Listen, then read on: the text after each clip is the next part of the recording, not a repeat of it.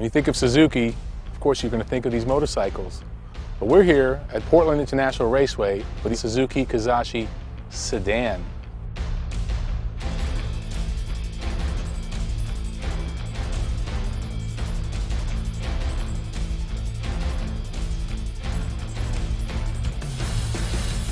This is a new bike for Suzuki called the Gladius, and this is their new sedan, the Kizashi. A new vehicle that hopes to take the Suzuki automotive brand and move it up to the same level as the Suzuki motorcycle brand. Suzuki's history in America started with the Samurai, and it was a great start. These were inexpensive, reliable SUVs that could go anywhere. They were lightweight, they were durable. However, it didn't end too well for the Samurai. It had some problems, some rollover problems, and that kind of led to the whole SUV rollover situation. I need you to erase all that, scratch all that, take all that out of your memory, and now let's look forward. In fact, the name Kizashi means something great is coming in Japanese.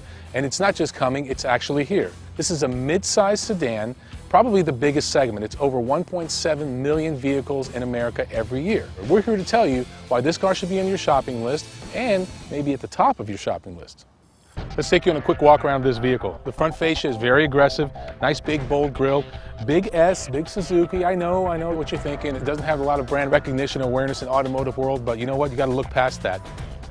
So a lot of mid-size sedans are not going to be as aggressive as the Kizashi. As you can see, the fenders go way out. The tires are available in 16, 17, or 18-inch wheels on a car this size. Very impressive. Now let's keep walking around here. As you can see, the car has relatively small proportions, but it's very roomy inside.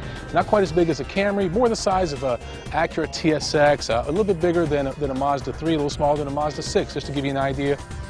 Now to come around the back, as you can see, it's got a really high kind of ass. This is reminiscent of the bangle butt that was started years ago by BMW, and it just continues. Some people aren't really fond of this kind of high center, but you know what? It works for me. Now the one thing that doesn't work for me are these kind of fake tailpipes over here.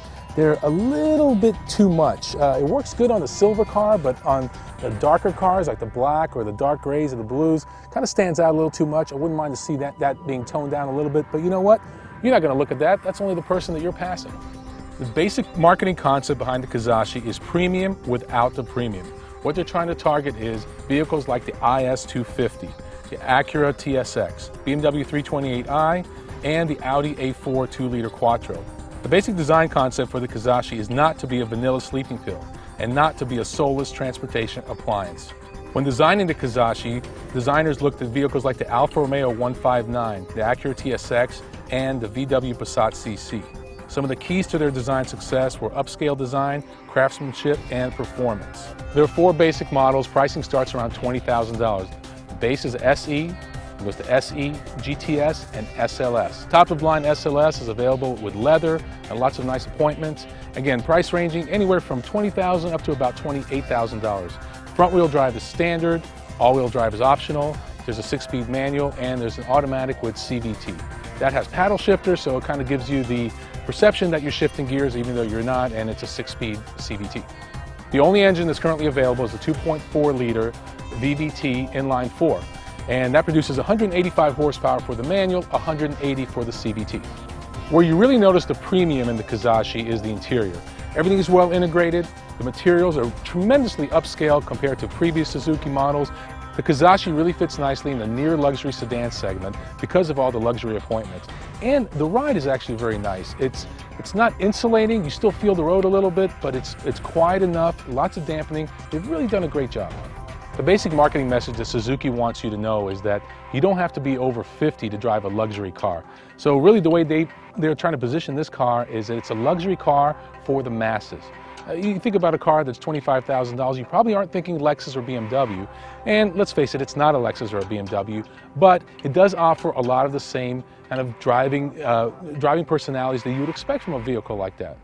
The last thing you'd ever want to do with a vehicle like this is take it out on the track. But what did we do today? We took it out on the track, Portland International Raceway, and it was a lot of fun.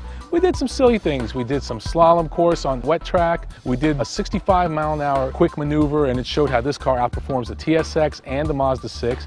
And we had this one obstacle course where we actually went through 3 Bozo the Clowns trying to avoid them. Of course, these exercises were designed to showcase how the Kizashi is better than the competition. All I'm saying is this car is very capable. We had it on the track by itself, and we're going 90, 100 miles an hour at Portland International Raceway. That's fun stuff. Again, nothing you're going to do with your midsize sedan, but isn't it nice to know you can? All right, so what's the bottom line on the Kizashi? The bottom line is this. You can go buy a Camry, you could buy an Altima, you could buy an Accord just like everybody else. Or you know what? You can do something different. You can stand out from the crowd. And you know what? This car has got a 7-year, 100,000-mile transferable warranty, a 5-year, 60,000 bumper-to-bumper warranty. Again, transferable. Better check some of those other manufacturers because those warranties are not all transferable.